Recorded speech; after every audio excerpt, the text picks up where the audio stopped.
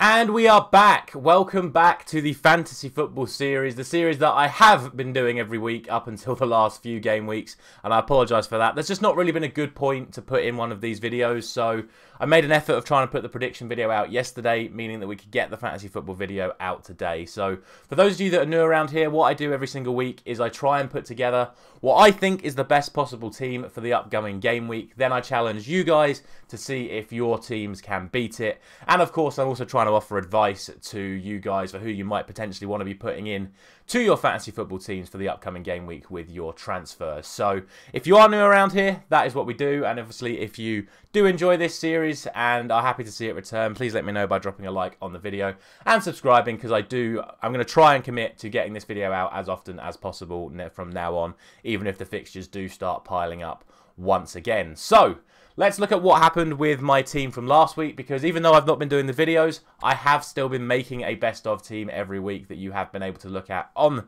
my league if you have been playing along. So this was the team that I built for last week.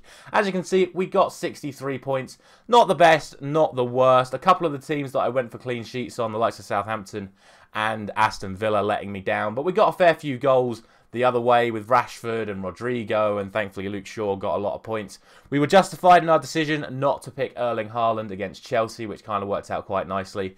And I'm sure, like an awful lot of the rest of you, when we captained Alexander Mitrovic, we didn't think he was going to get himself booked and then suspended from the Chelsea game. Didn't actually matter in the end of the day, because Fulham was still able to get the win. So fair play to them for that. But it was a 63-point game week, so not the best, but not the worst. What that meant in terms of winners, because if you are new around here, we do shout out anyone who beats the best of team each week. These were our winners for game week 19, with Titus getting the top score of 84, and we had 4 other winners as well. So congratulations to all of these people on my screen now. They were the only people in the SO99 League able to beat the best of team of the week for game week 19.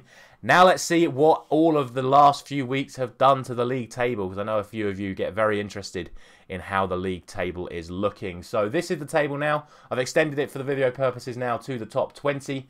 We can see James Morris is still holding on to his lead, but the chasing pack is getting ever closer, and it is very tight around the top 4, with just 7 points separating second and fifth right now.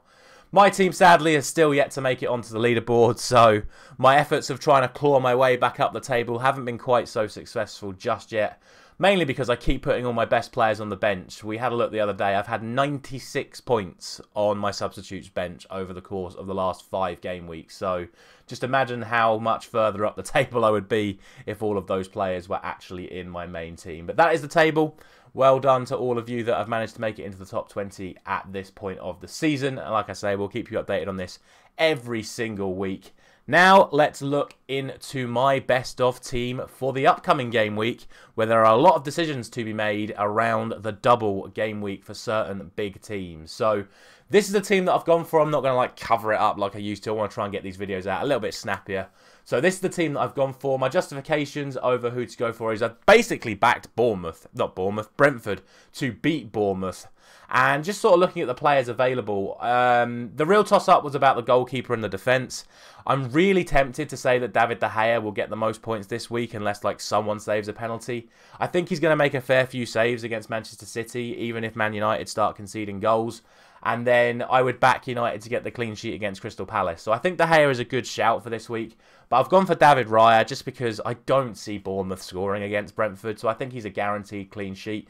I know a lot of you have got Raya and most of you have Nick Pope as well. I think those are probably your best 2 shouts for goalkeeper this week outside of De Gea, if De Gea is able to get that clean sheet against Crystal Palace. So I've gone for Raya in the main team, but then I've gone for Luke Shaw in the actual defence, because I think he's liable to potentially get something going the other way as well. I have, of course, doubled down on Newcastle's defence against Fulham. That is a potential risk with Mitrovic now back for Fulham and how well Fulham are playing, but I just see Newcastle's defensive record and think they're more than capable of getting yet another clean sheet at home. So I've gone for both of their fullbacks, rounding off the defence with Rico Henry.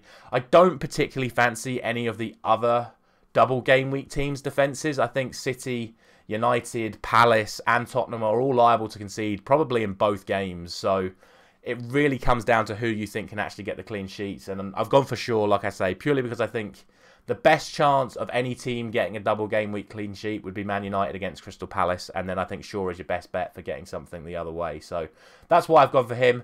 When we move up into the midfield and the attack, though, that's where the double game week players start to come in. Now, in terms of Manchester City, I've gone for Riyad Mahrez ahead of all of the other midfielders. He just seems to be the one that's on the most form right now. And Pep Guardiola always tends to play the players that are in the most form. So I can see Mahrez at least starting one of those 2 games. And if he has a good game against Man United, you'd expect him to start against Tottenham as well. So Mahrez is the midfielder that I've gone for. Obviously, I've left Erling Haaland in the team as well. I have, of course, gone for the absolute man in form. And as I've said on multiple occasions over the last few weeks, the player I believe to be the most informed player probably in the Premier League, and some would argue even the world right now, in Marcus Rashford. He just cannot stop scoring, or at least contributing into these games at the moment. 8 goals in 8, scored in his last 8 home games. So I'd expect him to potentially score again against Manchester City this weekend, and then again against Crystal Palace. So he has to be in there. Rounding off the midfield, I've got Almiron. Don't need to say much about Almiron. You've probably all got him anyway. And then, like I say, the attack, I've gone for Haaland. I've gone for Kane, but I've gone for Kane as the captain. Now, for those of you who know me, know I do not have a great record when I captain Harry Kane, but out of all of the players, I just have to look at the record against the clubs he's playing against. His record against Arsenal and Man City is absolutely exemplary. And given the fact this is his best point-scoring system, fantasy football-wise, he's obviously coming off the back of a couple of good games for Spurs as well. I just feel like he's the one you should go for as captain this week. There is full justification to go for Rashford. There's full justification to go for Haaland across these fixtures. But me, personally, I am backing Harry Kane. And then my final sort of like sneaky one and like my tip of a player that I think you should go for this week, I've gone for Bryan Mbeumo.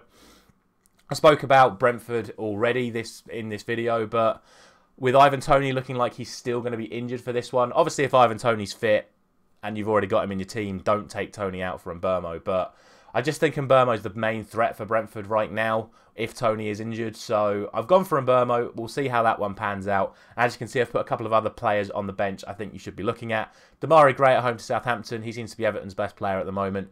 Ait-Nouri for Wolves. Wolves are playing much better under Julian Lopetegui. And Ait-Nouri at 4.2 million is sometimes playing left back, sometimes playing left wing back. But he's even sometimes playing left wing. So if he starts at left wing and you've got him as a 4.2 million defender, that's a great opportunity to get clean sheet points and attacking points from him as well. And I've gone for the returning Alexis McAllister as well for Brighton. Made a fantastic game on his return in the FA Cup. And I do back Brighton to beat Liverpool this week if you've seen my predictions. So I think McAllister is one you should be looking at as well. Although I think any of the Brighton players right now are worth looking at. Be it Mitoma at 4.9 or Pascal Gross, who's already got loads of points.